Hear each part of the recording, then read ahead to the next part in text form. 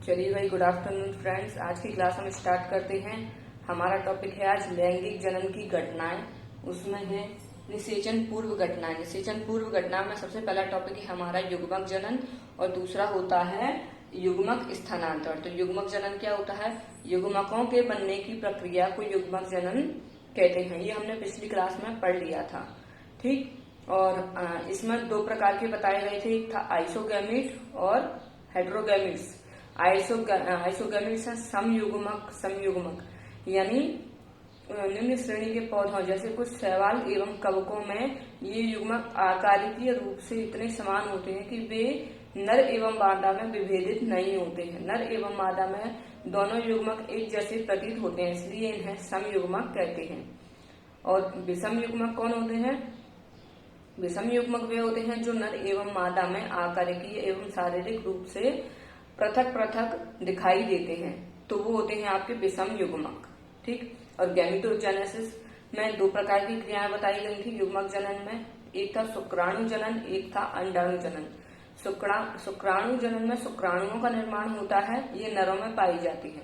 अंडाणु जनन में अंडाणुओं का निर्माण होता है, ये मादा में पाई जाती है। दूसरा था आपका गैमिट ट्रांसफर यानी युग्मक स्थानांतरण। कैसे युग्मकों का स्थानांतरण नर से मादा में होता है? तो इसमें सबसे पहले युग्मक के पश्चात, युग्मक जनन के पश्चात नर एवं मादा युग्मक एक दूसरे के समीप आते हैं। युग्मक निर्माण के पश्चात नर एवं मादा युग्मक एक दूसरे के समीप आते हैं और उनमें युग्मक स्थानांतरण की प्रक्रिया होती है। ये युग्मक आपके जल वायु आदि के द्वारा स्थानांतरित मादा के शरीर में हो जाते हैं। युग्मक निर्माण के पश्चात नर तथा मादा युग्मक संलयन हेतु एक दूसरे के समीप आते हैं। एक लिंगाश्रयी जंतुओं में नर तथा मादा युग्मकों का निर्माण भिन्न भिन्न जीवों में होता है, अलग अलग जीवों में होता है, एक लिंगाश्रयी जंतुओं में। अतः इन जीवों में नर युग्मकों का मादा युग्मकों तक स्थानांतरण एक विशेष प्रकार की क्रियाविधि द्वारा होता है। युग्मकों का सफलता पूर्वक स्थानांतरण तथा युग्मकों का साथ साथ आना लैंगिक जनन की एक महत्वपूर्ण घटना के अंतर्गत आता है। लैंगिक जनन की एक महत्वपूर्ण घटना के अंतर्गत आता है, ठीक। तो ये है आपका युग्मक स्थानांतरण। युग्मक स्थानांतरण कैसे कैसे हो सकता है? ये आपका जल वायु आदि के द्वारा हो सकता है। हवा, पानी, कीट, पक्षी, चमगादड़, अन्य जंतुओं द्वारा होता है। इस प्रकार से हो सकता है। दूसरा है आपका निषेचन। दूसरा क्रिया है, घटना है निषेचन, फर्टिलाइजेशन, निषेचन। और इसको एक और नाम से जाना जाता है, इसको बोलते हैं हम युग्मक संलयन। युग्मक संलयन, ठीक। इसमें है दो अगुणित युग्मक, अगुणित यानी जिनमें एक वो होता है हैप्लॉइड सेल।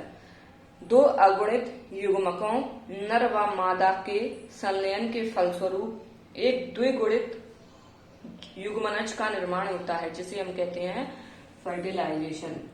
तो इसकी डेफिनेशन किस प्रकार से लिखेंगे? दो अगुणित युग्मकों नर व मादा के संलयन के फलस्वरूप एक द्विगुणित युग्मनज का निर्माण होता है, जिसे हम बोलते हैं फर्टिलाइजेशन, निषेचन। तो यहाँ पर क्या होता है? नर एवं मादा, नर में बनते हैं नर युग्मक और मादा में मादा युग्मक। नर युग्मक आपका कौन सा होता है? नर युग्मक है आपका शुक्राणु और मादा युग्मक होता है आपका अंडाणु। जब शुक्राणु और अंडाणु संलयन हेतु एक दूसरे के निकट आते हैं। ये हैं आपके हैप्लॉइड, जिन्हें हम स्मॉल एन से डिनोट करते हैं।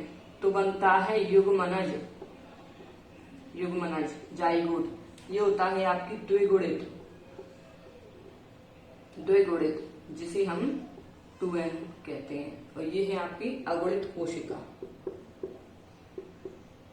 अगुणित, ये भी अगुणित, यानी इनमें अगुणित। तो ये बन जाता है आपका जाइगोट। ठीक। युग्मक संलयन का शाब्दिक अर्थ होता है युग्मकों का संलयन, यानी युग्मकों का मिलना। संलयन यानी मिलना। युग्मक संलयन का अर्थ होता है युग्मकों का संलयन।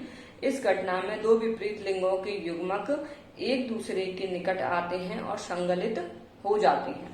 नर एवं मादा युग्मक एक दूसरे के समीप आते हैं और युग्मनज का निर्माण हो जाता है। ये निषेचन भी आपका दो प्रकार का होता है। एक है आपका बाह्य निषेचन, बाह्य, और दूसरा है आंतरिक। ठीक। तो निषेचन आपका कितने प्रकार का बताया है? निषेचन है आपका दो प्रकार का। एक है आपका बाह्य निषेचन, दूसरा है आंतरिक निषेचन। बाह्य निषेचन में कौन हाँ होता है? बाह्य निषेचन यह किसके शरीर में होता है? बाह्य निषेचन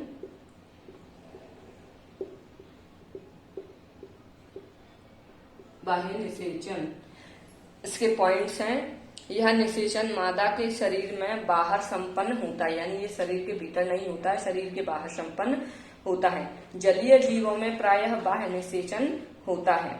इस प्रकार के निषेचन में जनिकों द्वारा अपने चारों ओर स्थित बाहरी माध्यम में नर तथा मादा युग्मक मुक्त कर दिए जाते हैं, जहां पर इनका निषेचन होता है तथा युग्मनज परिवर्तित होकर संतान उत्पन्न करता है। तो यह बाह्य निषेचन कहलाता है। इसके एग्जाम्पल है आपकी मछलियां, उभयचर, मछली, उभयचर, ये किसके एग्जाम्पल है?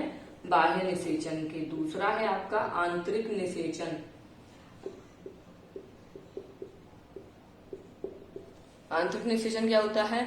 यह इस प्रकार का निषेचन मादा शरीर के अंदर संपन्न होता है। स्थलीय जीवों में प्रायः आंतरिक निषेचन पाया जाता है। स्थलीय यानी जो पृथ्वी पर रहते हैं उनमें प्रायः आंतरिक निषेचन पाया जाता है। नर युग्मक एक मैथुन विषयक अंग की सहायता से, यानी नर युग्मक मैथुन की सहायता से मादा के शरीर में पहुंचते हैं और इन जीवों में उत्पन्न होने वाले नर युग्मकों की संख्या बहुत अधिक होती है तथा मादा युग्मकों की संख्या बहुत कम होती है। मैथुन की क्रिया द्वारा निषेचन होता है जिसमें नर युग्मकों की संख्या बहुत ज्यादा होती है और मादा युग्मकों की संख्या कम होती है। इसका एग्जाम्पल है सरीसृप पक्षी, सरीसृप पक्षी। तो ये आपका इस प्रकार से बाह्य एवं आंतरिक निषेचन में अंतर भी हम स्पष्ट कर सकते हैं। कैसे कि बाह्य निषेचन जो है वो मादा शरीर के बाहर संपन्न होता है, आंतरिक निषेचन मादा शरीर के अंदर संपन्न होता है। बाह्य निषेचन जलीय जीवों में होता है, आंतरिक निषेचन स्थलीय जीवों में होता है। बाह्य निषेचन में क्या होता है? नर एवं मादा द्वारा उनके युग्मक जो है वो बाहर छोड़ दिए जाते हैं। जब भी संगलित हो जाते हैं तो वो आपस में फिर एक युग्मनज का निर्माण करते हैं, तो यह क्रिया बाहर होती है। आंतरिक निषेचन में क्या होता है? आंतरिक निषेचन में मैथुन की क्रिया द्वारा नर एवं मादा युग्मक का संलयन होता है, फिर युग्मनज का निर्माण होता है। तो ये आपके नर एवं मादा में अंतर है। तीसरा है आपका निषेचन पश्च घटनाएं, यानी अब जब निषेचन हो गया, संतति बन, जाइगोट बन गया, युग्मनज बन गया, तो इसके बाद क्या घटनाएं होती हैं? निषेचन पश्च घटनाएं। यह लैंगिक जनन की तीसरी विधि है। इसमें क्या होता है? निषेचन के दौरान दो अगुणित नर व मादा युग्मकों के संलयन के फलस्वरूप यह लैंगिक जनन की तीसरी विधि है। तो इसमें क्या है? नर एवं मादा के युग्मक के संलयन के फलस्वरूप जो प्रोसेस आगे का जो बनता है जाइगोट, जाइगोट युग्मनज। तो इसमें कौन कौन सी बताई गई हैं? निषेचन के लैंगिक जनन के फलस्वरूप युग्मनज का निर्माण होता है। वे सभी घटनाएं जो युग्मनज निर्माण के बाद घटित होती हैं निषेचन पश्च घटनाएं कहलाती हैं। इसमें सबसे पहली है आपकी जाइगोट युग्मनज, जाइगोट। ठीक, सबसे पहली तो है जाइगोट और दूसरी है आपकी भ्रूणोद्भव एम्ब्रियोजेनेसिस। ठीक, जाइगोट क्या होता है? निषेचन के दौरान दो अगुणित नर व मादा युग्मकों के संलयन के फलस्वरूप एक द्विगुणित युग्मनज का निर्माण होता है। तो इसे हम बोलते हैं जाइगोट। युग्मनज एक पीढ़ी से दूसरी पीढ़ी में के जीव के बीच की महत्वपूर्ण कड़ी है। युग्मनज जो है एक पीढ़ी से दूसरे पीढ़ी के जीव की एक महत्वपूर्ण कड़ी है जो प्रजातियों की निरंतरता को सुनिश्चित करती है। युग्मनज के आगे का विकास जीव के अपने जीवन चक्र तथा वहां के पर्यावरण पर निर्भर करता है।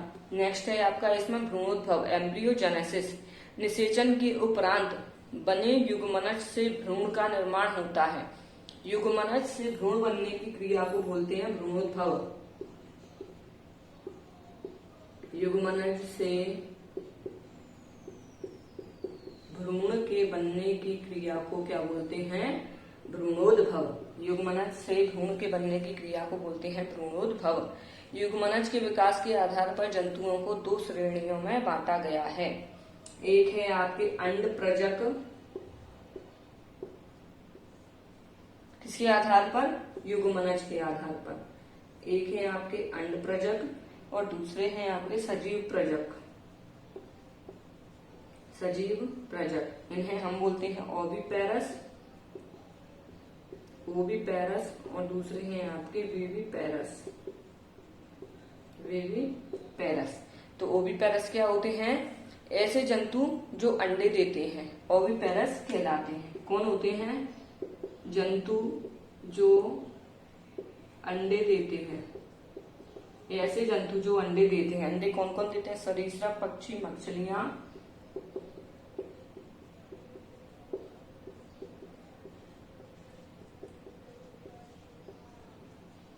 ETC।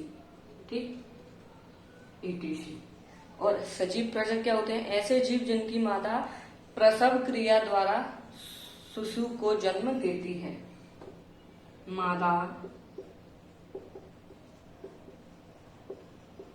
प्रसव क्रिया द्वारा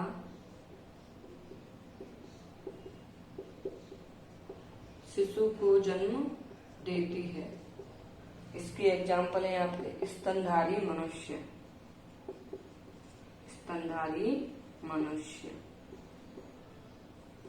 तो ये आज आपका ये टॉपिक पूरा कंप्लीट हो गया है।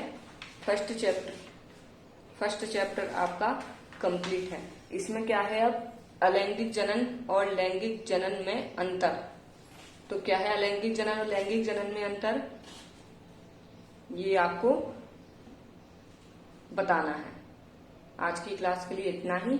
फर्स्ट चैप्टर हमारा कंप्लीट हो गया है। सेकंड चैप्टर है हमारा पुष्पीय पौधों में लैंगिक प्रजनन। ये हम नेक्स्ट क्लास में स्टार्ट करेंगे। Thank you.